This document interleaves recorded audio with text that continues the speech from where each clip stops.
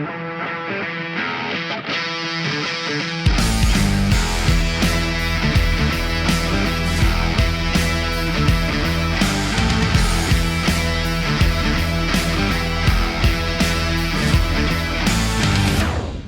guys, welcome back to my channel. So today we're going to be doing a highly requested video, how to calculate your macros. So several weeks back, we did a video called Finding Your Caloric Maintenance. And if you haven't watched this video, you absolutely have to go back and watch it, or this is not going to make sense to you. So first, stop, go watch that video, do that, do exactly what we say there. It might take you a while, then come back to this.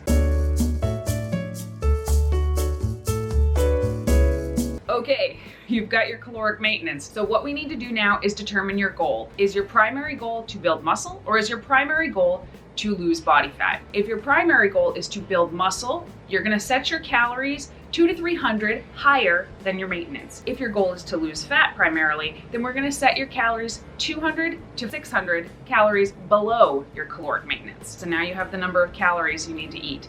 We're going to set your protein target.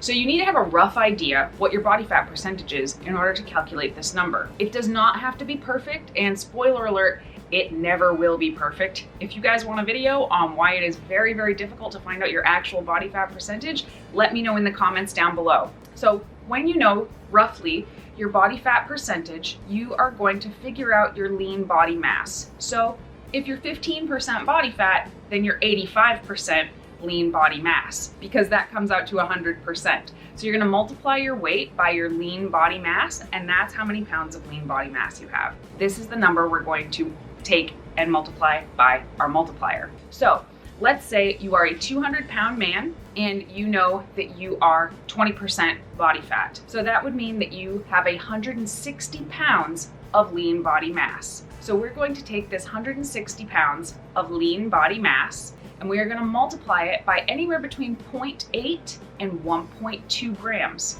per pound. This is going to give us our protein target for the day. Now, if you really like protein and/or you're in a fat loss phase, you might want to set it a bit higher, closer to that 1.2.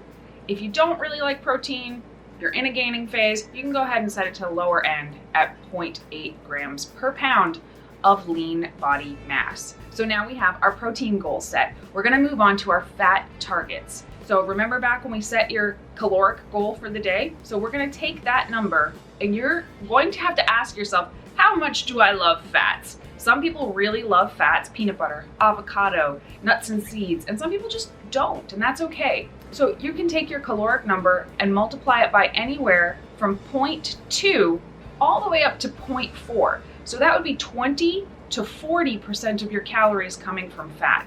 And that really comes down to your preference. Now, one thing I would say is if you multiply this number and you get anything lower than 30 grams, don't go lower than 30 grams. Never set your fats lower than 30 grams is what I would recommend for overall general hormone and vitamin and mineral absorption health. So now we have the number of calories we're eating coming from fat. Fat has 9 calories per gram.